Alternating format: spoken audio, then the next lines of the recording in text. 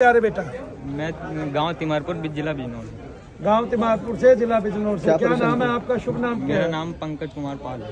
पंकज कुमार पाल जी, आपके क्या प्रश्न है? आप क्या प्रश्न लेके आए हो? जी मेरे 7 प्रश्न हैं। हाँ, 7 प्रश्न पंकज कुमार के हैं। पंकज कुमार कुछ पूछना चाहते हैं, मनु भैया से पूछिए। जी पहला प्रश्न है, क्या भगवान को ज्यादा मानने पर बुद्धि भ्रष्ट हो जाती है? भगवान को ज्यादा मानने पर बुद्धि भ्रष्ट हो जाती है? एक नहीं, भगवान को ज्यादा मानने पर, यानी कि भगवान को मानने पर। ज्यादा कम नहीं होता है कुछ भी। सब जगह भगवान की स्थापना करने पर, भगवान को मानने पर विवेक प्राप्त होता है, जो मूल विवेक है। ऐसा दूसरों को लग सकता है कि आपकी बुद्धि भ्रष्ट है, लेकिन क्योंकि जब मनु भैया भक्ति करते थे तब दूसरों को लगता था इस आदमी की बुद्धि भ्रष्ट हो गई है। एक तो काले हैं, दूसरा शनिदेव महाराज है, उसको पूजते हैं। लेकिन भगवान को ज्यादा मानने से विवेक के तार तार खुल जाते हैं, विवेक की ग्रंथियां खुल जाती हैं, ज्ञान की ग्रंथियां खुल जाती हैं और विवेक सत्य वस्तु की तरफ चल पड़ता है। केवल भगवान को ही मानने से बेड़ा पार हो सकता है, और भगवान को मानने से बुद्धि नष्ट भ्रष्ट नहीं होती, अपितु बुद्धि स्वस्थ होती है और शरीर भी स्वस्थ होता है, मन भी स्वस्थ होता है। तो मन के विषाद खत्म हो जाते हैं और शांति की प्राप्ति हो जाती है। दूसरा क्वेश्चन पूछें। क्या भगवान के मंदिर की सेवा करने से अपनी ओर आकर्षित करते हैं? मैं मंदिर की सेवा कर लेता हूँ। जी, भगवान के मंदिर की अगर सेवा करते हैं तो आकर्षित तो करेंगे, भगवान में आकर्षण तो है ही विशेष। इसलिए जैसे कृष्ण राधा राधा राधा हरि हरि बोल, हम जो भी गीत गाते हैं, जो भी भजन गाते हैं, उससे भगवान प्रसन्न होते हैं। और जब प्रसन्न होते हैं तो वो भक्त को दर्शन भी देते हैं। आकर्षण उसका कुछ नहीं है, उनका शक्तिपात आपको बार बार होता है, उनका वज्रपात आपको बार बार होता है। एक पंखे की तरह है, जब आप पंखे के नीचे बैठ गए तो आपको हवा लगेगी, तब आपको सुख की अनुभूति होगी। जब आप भगवान के नाम में आ गए तो आपको सुख की अनुभूति होगी।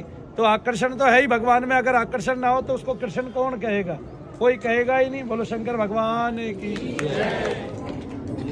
गुरु मंत्र लेने के लाभ क्या ले सकते हैं? गुरु मंत्र, जितने भी मंत्र संसार में है वे सारे गुरु मंत्र द्वारा ही है, क्योंकि वे किसी गुरु ने तो दिए ही हैं आपको।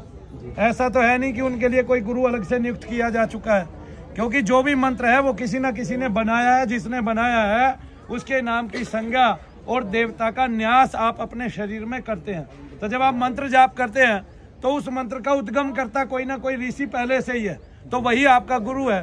कोई ये समझे कि मैंने इसको मंत्र दिया ओम नमः शिवाय ओम, मैं आपका गुरु हूँ, वो गलत सोचता है, अपितु उसमें बुद्धि की कमी है। बोलो जय शनिदेव। क्या हिंदू पीर की सेवा कर सकता है? पीर का मतलब होता है जो दूसरे की, सबकी पीर हरे, दूसरे के कष्ट को हर ले, इसलिए उसको पीर कहा जाता है।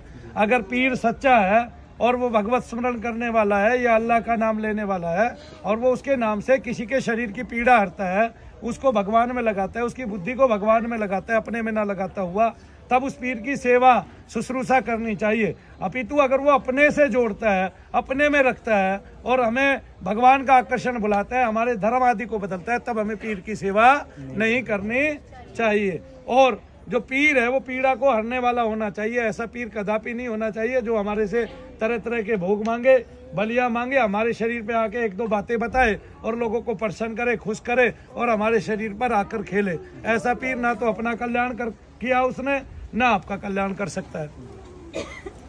क्या ऊत पितरों की पूजा करनी चाहिए? ऊत पितर उसको बोलते हैं जो आपके घर में कुंवारा मर गया हो, ऐसे ही बोलते हैं, उन्हीं को ऊत पितर बोलते हैं। हाँ, तो जिनको ऊत पितर बोलते हैं, कुंवारा मर गया हो, अगर वो बल पाके मरा है, यानी कि भगवान की भक्ति करके मरा है, तब तो ठीक है, तब तो उसको पूजा नहीं करनी चाहिए। तब उसको मानने से वो आपको अपने साधन के लक्ष्य को बता सकता है, क्योंकि वो आपके सूक्ष्म हो चुका है।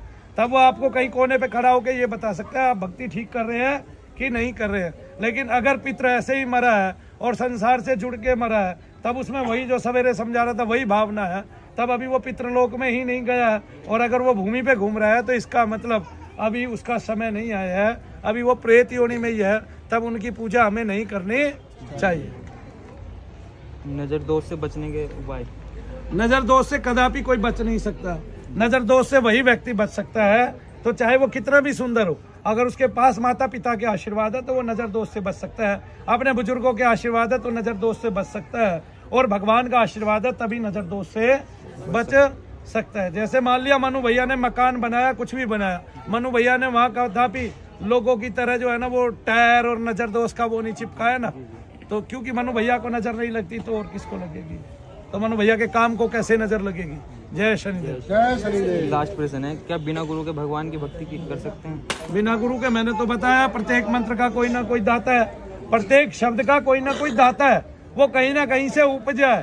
तो जब भगवान शंकर गुरु रूप में आपकी आत्मा में पहले से ही रमण करते हैं, जो आपको अच्छे विचार देते हैं, बुरे विचार भी देते हैं, तो उन विचारों को लेके ही हम अपने गुरु स्वयं हो जाते हैं। और गुरु रूप में आत्मा रमण करती है, आत्मा में गुरु रूप में भगवान शंकर रमण करते हैं, ये सिद्ध हो जाता है। जब हम अच्छा करते हैं तब हमें पता चलता है कि हमने अच्छा किया है, हम हर्षित होते हैं, हमारा मन हर्षोल्लास में भर जाता है। जब हम एक किसी बुजुर्ग की मदद करते हैं, किसी सड़क पार कराने में भी, तो जब अच्छा करने में हमारा मन हर्ष से भर जाता है, तब कोई ना कोई ज्ञात होता है कि कोई ना कोई है जो इन सब चीजों से प्रसन्न होने वाला है। अपितु संसार का बुरा करने में वही मन जो है हर्षित नहीं होता, क्लेश आदि में आ जाता है। तब हमें खुद ही समझ लेना चाहिए, इसका मतलब गुरु कहीं अन्य है ही नहीं। तो जो गुरु है, और जब आप देवता को मान रहे हैं तो आपको किसी गुरु की आवश्यकता है ही नहीं संसार के की। वो देवता समय आने पर आपको अपने आप उठा ले जाएगा, आपका सन्मार्ग का साथी होगा और आपको सन्मार्ग पर लगाए रखेगा, और उस देवता के आकर्षण में आप उसकी प्राप्ति भी करोगे, उसके लोक की प्राप्ति भी करोगे, और उस ब्रह्म स्थान की भी प्राप्ति कर लोगे। बोलो जय श्री विचार मेरे मन में बैठा हुआ था कि अगर बिना गुरु के भगवान की भक्ति करेंगे तो वे बुद्धि मतलब वैसी कर देते हैं। बिना गुरु के तो मनो भैया ने भी भगवान की भक्ति की है, किसको गुरु मानोगे आप? संसार में बहुत तरह के गुरु घूमते हैं, बहुत तरह तो ऐसे हैं गुरु कि वो खुद भैंस है और उनके चेले सारे चीचड़ है, प्राप्ति कुछ होती नहीं है, खाम खा की बीन बजाते रहते हैं। आए ना समझ में? आया? कोई भी एक मार्ग मुझे ऐसा दिखा दीजिए संसार में कि जिसमें गुरु ने पाया, उसके बाद हजारों लाखों चेलों ने पा लिया उसको। ना तो गुरु ने एक ने पा लिया तो चेलों ने नहीं पाया, और कई बार गुरु ने भी पाया नहीं होता, गुरु ने लखाया नहीं होता, गुरु ने आत्म लखा नहीं और दूसरों को बता दिया, अब वे भी बेकार और वे भी सब जीवन पे भारी है। आगे ना जो कबीर कबीर करते फिरते हैं, आप उनकी प्राप्ति जानोगे तो कुछ भी नहीं है। ठीक है, कबीर ने जैसे कहा संतो सहज समाधि भली, ठीक है, वे संसार में इसी बात में लगे हुए हैं कि सबको अपने से छोटा दिखा दो, तुम बड़े हो जाओगे। किसी को छोटा दिखाने से बड़ा हो सकता है? नहीं। तो फिर गुरु बनने का भी कोई फायदा नहीं है। आए ना समझ? आपके अंदर अगर ग्रहण शक्ति होगी, अगर शिष्यत्व का भाव होगा, तो गुरु किसी ना किसी कालखंड में अपने आप आपको मिल जाएंगे। और अगर आपके अंदर ग्रहण शक्ति नहीं है तो गुरु कदापि मिल ही नहीं सकता। अपनी ग्रहण शक्ति को बढ़ाओ, अपनी क्षमताओं को बढ़ाओ। बोलो जय शनिदेव। जय श्री। खुश रहो। भूख नहीं लगी।